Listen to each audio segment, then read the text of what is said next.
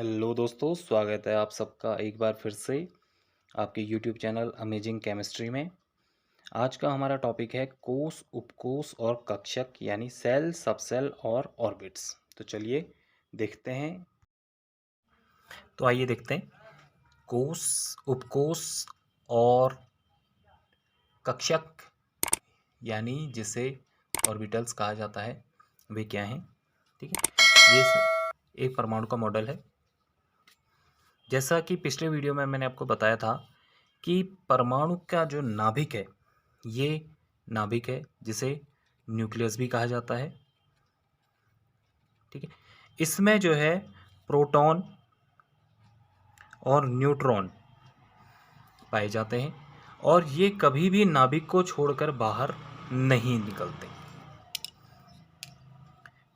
ठीक है, यानी इसमें नाभिक में जो भी प्रोटॉन और न्यूट्रॉन होंगे वे हमेशा नाभिक में ही रहेंगे। अब इसके अलावा इलेक्ट्रॉन वे हमेशा जो है नाभिक के चारों ओर एक कक्ष उनकी एक फिक्स रास्ता है जिसके ये चारों ओर नाभिक की परिक्रमा करते रहते हैं।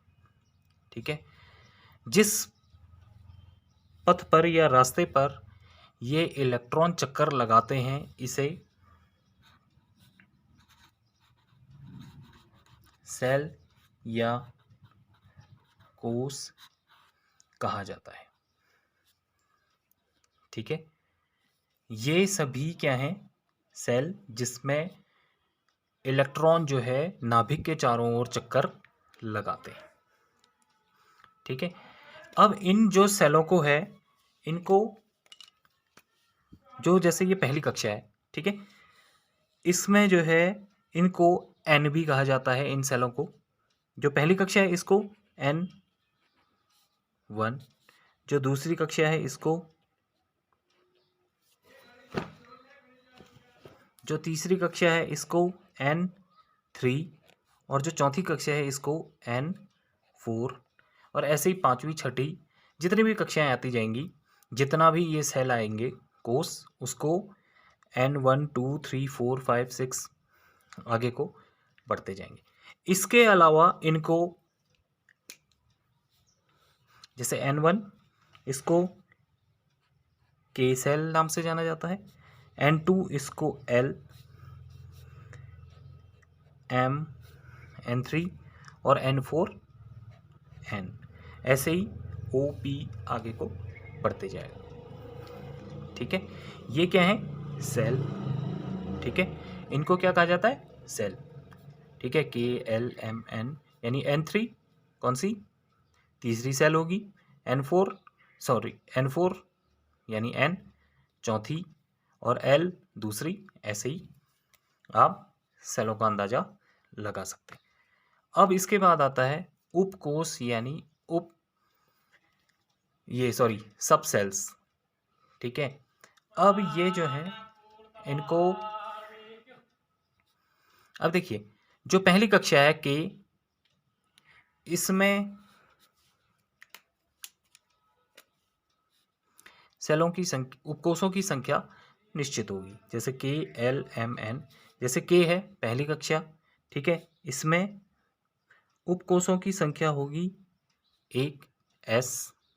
ठीक है, वैसे ही दूसरी में S और P, तीसरी में S P D, चौथी में S P D F, ऐसे ही अगर पांचवी होगी तो S P D F G, फिर छठी होगी तो S P D F G H, ऐसे करके ये बढ़ती जाती है। ठीक है, इनको क्या कहा जाता है? उपकोष। यानी अगर जो पहली जो सेल है, ठीक है, उसमें सब सेल कितने होंगे? एक। जो दूसरा सेल है उसमें S और P, तीसरे में S P और D, चौथे में S P D और F, ये क्या है? उपकोष या सब सेल्स। ठीक है, अब इन उपकोषों में कुछ जो है कक्षक या ऑर्बिटल्स पाए जाते हैं।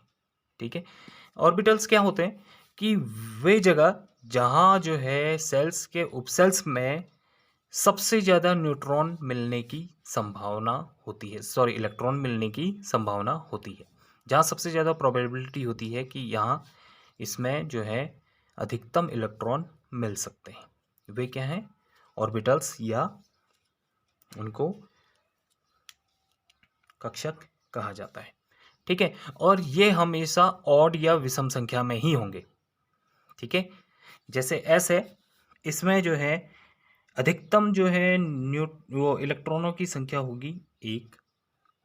अब जैसे दूसरा दूसरा कोर्स है, इसमें एस और पी है, इसमें अधिकतम एस में 1 और पी में अधिकतम 3। ठीक है, ऐसे ही जो तीसरे का कोर्स है, इसमें एस में अधिकतम 1, पी में 3 और डी में 5।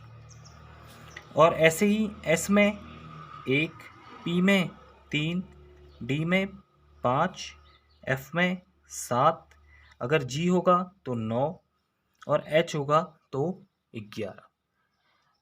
लास्ट ईयर जो है आईआईटी के सब उसमें पूछा गया था, जो एच जो सबसेल है उसमें अधिकतम न्यूट्रॉनों की संख्या, वो इलेक्ट्रॉन की संख्या कितनी हो सकती है?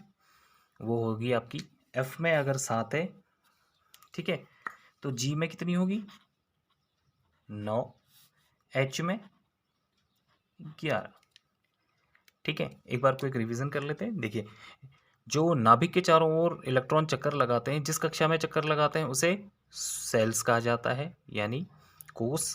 ठीक है, इनको एन से रिप्रेजेंट किया जाता है। जो पहला कोष है उसे N1, दूसरे को N2, तीसरे को N3 और चौथे को N4 कहा जाता है। इसके अलावा इनको KLMN से भी जाना जाता है। ठीक है, इन कोषों के कुछ उपकोष होते हैं। ठीक है, जैसे के में एक ही उपकोष है S, ठीक है, और L में S और P, M में S, P और D, N में S, P, D और F। ठीक है, अब इन उपकोषों में, ठीक है, अधिकतम इलेक्ट्रॉन जहाँ मिलते हैं वे क्या कहलाते हैं? कक्षक या ऑर्बिटल्स। ठीक है, इसमें एस में अधिकतम 1 हो सकता है। ठीक है, एस में यहाँ देखिए दूसरे कोष में एस में 1, पी में 3, यहाँ एस में 1, पी में 3 और डी में 5। ये याद रखिएगा, जितने भी उपकोषों में जितने भी ऑर्बिटल में न्यूट्रॉन पाए जाते हैं वे हमेशा ऑड नंबर में ही होते हैं। ठीक है, होप ये वीडियो आपको पसंद आई हो। अगर समझ में आ गया तो प्लीज़ लाइक, शेयर और सब्सक्राइब कीजिएगा। मिलते हैं नेक्स्ट वीडियो में। Thank you.